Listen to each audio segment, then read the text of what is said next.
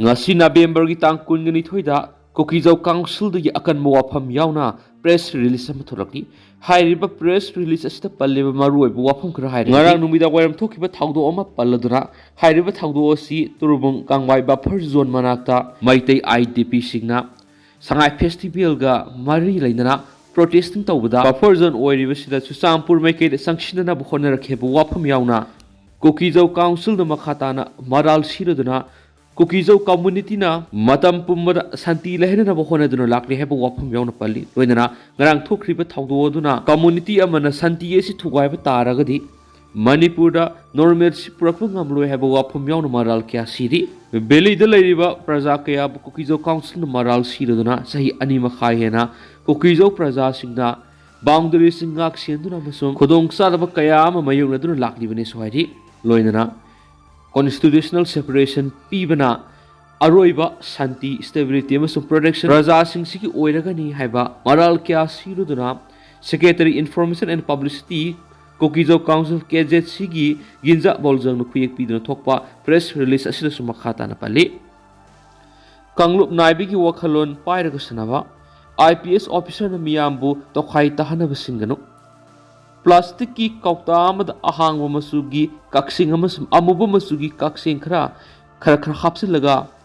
makhum kaba khumjilaga thambada makhoi gi tawgadaba mathawsing adu tawnagani kari su hainaroi aikhoina kauta adu pairaga habitang nikluraba tungdhi kaksing makhal anidu sikhainarakani mapan gi pressure adu makhoina khangdi makhoina khalibana amana amagi mathak attack tawrakli habisini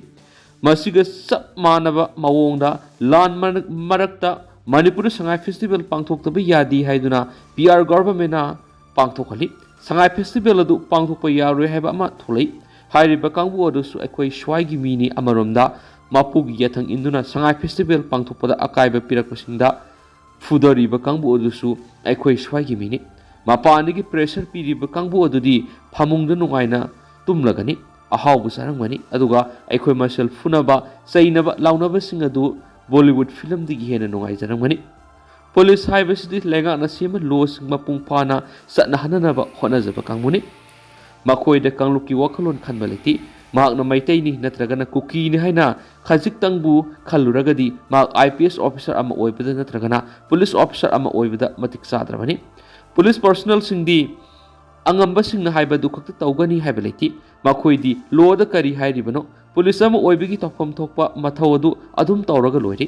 state asida lenga na silib sangai festival asi masing yamba tampaki miyamna matang matam sadi pangthok piganu haibani wafam asi phongdok liba sibu lengak na khanpham thui aikhoi leba asigi citizen ama natabra oiba taragadi sahi kya phawba aikhoi ki phangpham thokpasing matuna thamgadoribano Pongna pamlamda masida aikoi bu refuse uheli aikoi ge punsi mai kai oijariba national highway singa sisu kangluki miyengda thingjilaga thambire kham thengna khudong sadaba mayuk narakliba aikoi gi tamthiraba miyengda yingbiriba singa durigi aikoi bu ngakthokpina banatragana kanbina thabakti karimata tawdaba dawna ui aduga sangai festival na pangthoktaba yadi aikoi bu nungai hangani aikoi bu sakot hangani hairiba miyeng asibu kadai phawba sumbagi haibadi khangjabra aikoi Meitei ama oibigi khudong sabadu hauzik kadaida leikrabagi khangbra lengangna lobo warimni singnabu khudimak mayuknagani haina leiragadi asumba leitri mi tinba tindaba lupa crore taraga manga hena sading toba sangai festival di pangthokani haiduna pangthokpa horabani waramsina yamna nungaitaba ama khak haiba taragadi sangai festival boycott toba kangbuna benu mayar sangsilaga protest tawriba kangbu adu tawba yadi haibadi leibra makhoi pongning apambadu democratic oiba mongna pangthokjage hairagadi aduma phongdok hanba yai adubu muknarakpadigi misam miyamba police na sasan phubadawna tana dur phubagi mawong mataw kya malemgi miyangdu onkhri asiguma thawdo asi mahausani asiguma kayadi hanadagi hauna thokli kaya mas tholakigani masi India dadi isam samba satnabi amani haina lawrabsi hauzik lakliba wafamdi senior IPS officer amana lusingba police ki kangbu amana Rajya Sabha gi MP su oiriba ningthau laisema sanajawbigi laifamda namfuda sangbigi thawdosini thawdosi hauzikti nakal ani gi oiba muknaba malakli laisema sanajawbigi office tagi sirolama Manipur gi governor da iduna IPS officer aduna तौरम थबक्सिंग अदुगिदमक महाकपु action लौबिनब वकटख्रि वकट अदु लाक्लमद्रगदि पुलिससु अदुम तुमिना लेरमगनि कांगलुप नायबिगी वखलोंदा सैबीरे गांगबीरे उसितपीद्रे अमसु police की मथौदो खुद थिंगजेली हाइबनसिंगबा सुशिनाब वाटप वकट चिरोल अमा अमुक पुलिस थादुना क्रिमिनल केस मा लखोले थवोंग असिदि लो अखोइना पाइदि अखोइना तौनिंग तौगनि हाइबिगी खेनबा मत लेथि निंगथौगी माइकेदिगी वकट चिरोल अमा पिरमद्रगदि अदुगुंबा एफआईआर कैदोंगैदसु लखोलमलोय हाइबिसि मियामना खंगनि पुलिस का मियामगा मुक्नबदा नातै सादबु वाफम खरा फोंदोकनबा हाइबिसि माउसानि हाइना लौबियै मसी ममांग कया अमा थोख्रबनि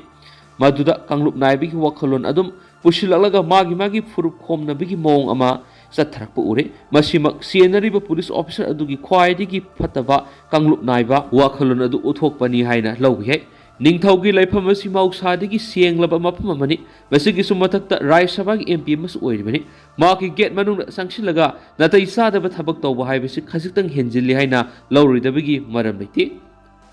गवर्नर की गेट मनुंग संगसिलगा सना कुनुंगी गेट तौखिबगुमना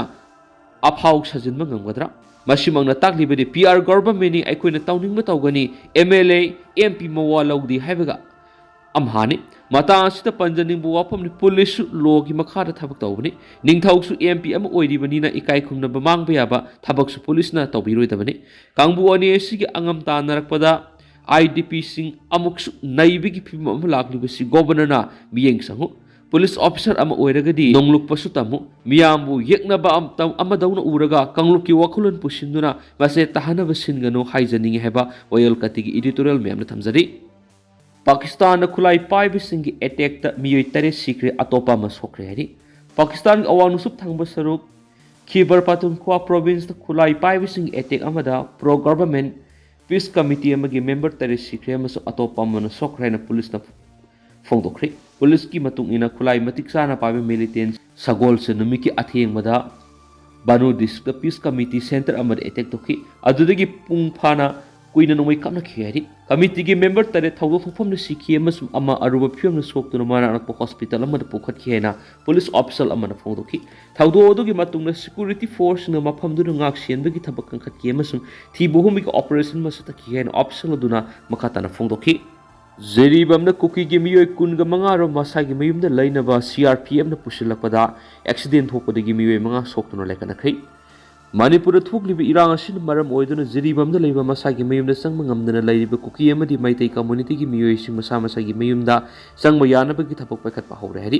पाउसना मखाताना हारिबना पैखलकलिबा अफब खोंथांग असिगी मनुंगसना ngarang कुकी फुरुकी मियोय कुनगा मंगारो सीआरपीएफ की कांगबुना केस पर गरी अनीदा हापतुना मखोइना मतम कुइना थदोक्तुना थमलमलबा मयुमसिंगदा लेहननबा पुसलाकबदा केस पर गरी अमा जिरीबंगी बबुपरा खुल हाइजिनफमदा एक्सीडेंट थोकपदगी कुकीगी मियोय मंगारोम असो अपनखरे हरि सोलाबा कुकीगी मियोय मंगादु खुदक्ता सिलचर मेडिकल हॉस्पिटल पुदुना लेकनखरे हाइरिबा कुकी कुनगा मंगादु मखोइना हाना लेरंबा